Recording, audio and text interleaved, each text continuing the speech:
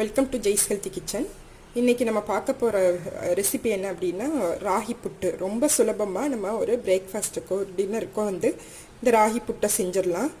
இன்றைக்கி நான் 5 பேர் சாப்பிட்ற அளவுக்கு இந்த ஒரு கப்பு நிறைய ராகி மாவு மிஷினில் கொடுத்து அரைச்சி வச்ச ராகி மாவு எடுத்திருக்கேன். இந்த கப்பில் அப்புறம் அதுக்கு இங்கே நாட்டு சக்கரை எடுத்து வச்சுருக்கேன். சக்கரை, ஒரு கப்பு துருவின தேங்காய், எண்ணெய், உப்பு, இதுதாங்க இதுக்கு தேவை. ராகி மாவை நம்ம வந்து பிசைஞ்சு அதை வந்து ஆவியில் வேக வச்சு எடுக்க போகிறோம். அதை எப்படி நம்ம வந்து புட்டுக்கு மாவு பிசைகிறதுன்றதை பார்ப்போம்.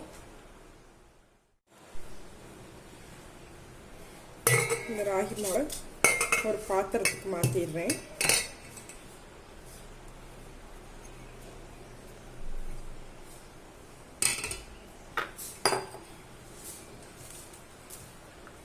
இப்போ இதுக்கு தேவையான அளவு சால்ட் சேர்த்துக்கலாம்.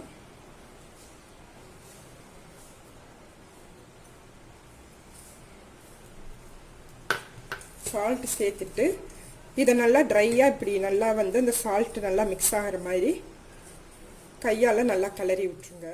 நான் கொஞ்சம் கொஞ்சமாக தண்ணி சேர்த்து பிசைய போகிறேன். ஒரேடியாக தண்ணி ஊற்றக்கூடாது, கொஞ்சம் கொஞ்சமாக சேர்த்து பிசையணும்.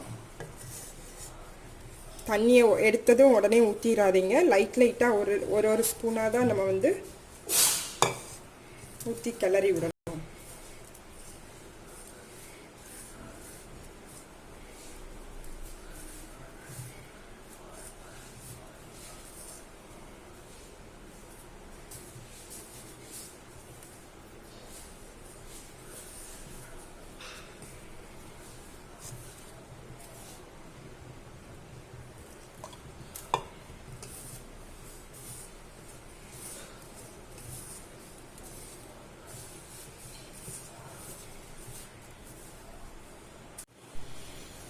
இந்த கிளாஸில் எடுத்த தண்ணி எல்லாம் கொஞ்சம் கொஞ்சமாக தெளித்து நல்லா பிசைஞ்சாச்சு. கட்டி இல்லாமல் இப்படி உதிரி உதிரியாக பிசையணும். இப்படி உதிரி உதிரியாக பிசைஞ்சிக்கணும். நீங்கள் மொத்தமாக தண்ணி ஊற்றுனீங்கன்னா கட்டி கட்டியாக பெரிய பெரிய கட்டியாக நின்றுக்கும். இப்படி உதிரி உதிரியாக இருக்கணும். அதே சமயம் அதில் ஈரப்பசை இருக்கணும். நம்ம இதை வந்து எப்படி செக் பண்ணுறதுன்னா, இப்படி தண்ணி போதுமான்றதை இப்படி பிடிச்சி பார்த்தோம்னா இது வந்து இப்படி பிடிக்க வரணும். அப்படின்னா நம்ம ஊற்றி பசைஞ்ச தண்ணி வந்து கரெக்டாக இருக்குது, அதுக்கு ஈரப்பதம் கரெக்டாக இருக்குன்னு அர்த்தம். இப்போ நான் பிசைஞ்சு முடிச்சிட்டேன்.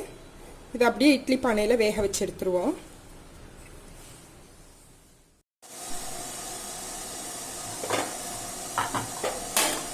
இட்லி பானையில் தண்ணி ஊற்றி தண்ணி கொதிக்க ஆரம்பிச்சிருச்சு. இப்போ இட்லி தட்டில் துணி போட்டு உள்ளே வச்சுருவோம். உள்ளே வச்சுட்டு நம்ம பிசைஞ்ச இந்த ராகி மாவை வந்து அப்படியே இதில் ட்ரான்ஸ்ஃபர் பண்ணிடுவோம்.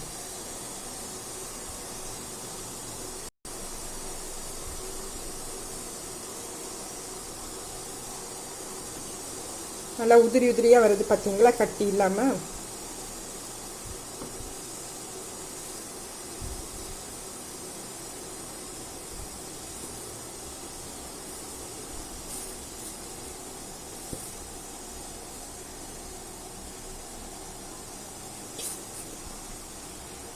இட்லி தட்டில் துணி போட்டு இப்போ பிசைஞ்ச ராகி மாவை எடுத்து நம்ம ஆவியில் ஒரு 7 நிமிஷம் வேக வச்சா போதும். நல்ல வாசனை வரும்.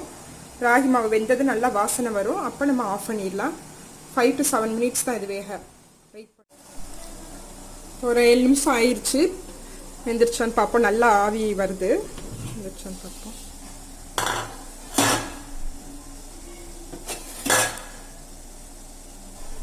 நல்லா வெந்துருச்சு, வாசனையும் வந்துருச்சு. ஸ்டவ் ஆஃப் பண்ணிடலாம்.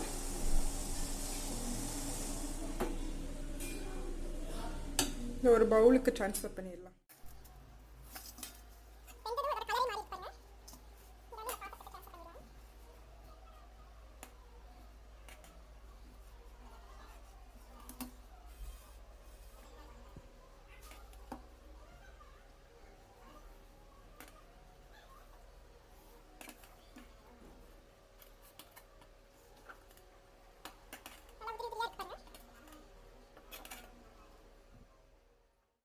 இப்போ எல்லாத்தையும் இந்த பவுலுக்கு ட்ரான்ஸ்ஃபர் பண்ணிட்டோம்.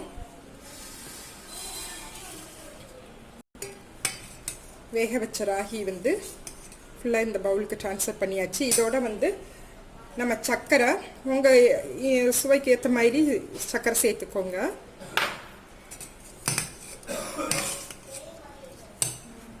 நெக்ஸ்ட்டு வந்து ஆயில் சேர்த்துக்கலாம்.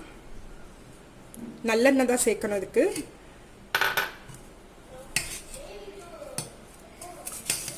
இது எல்லாமே உங்கள் டேஸ்ட்டுக்கு ஏற்ற மாதிரி அட்ஜஸ்ட் பண்ணிக்கோங்க. நல்லா கலந்து விடுங்க.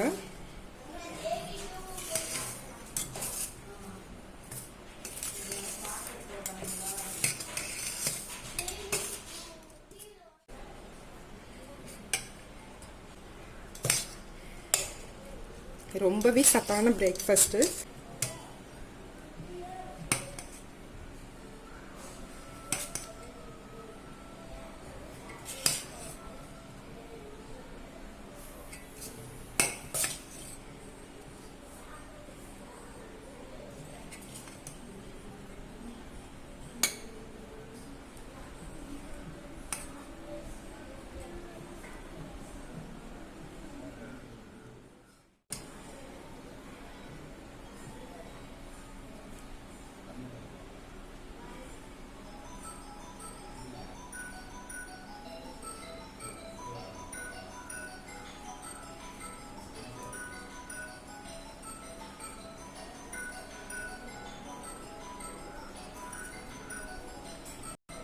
சுவையான சத்தான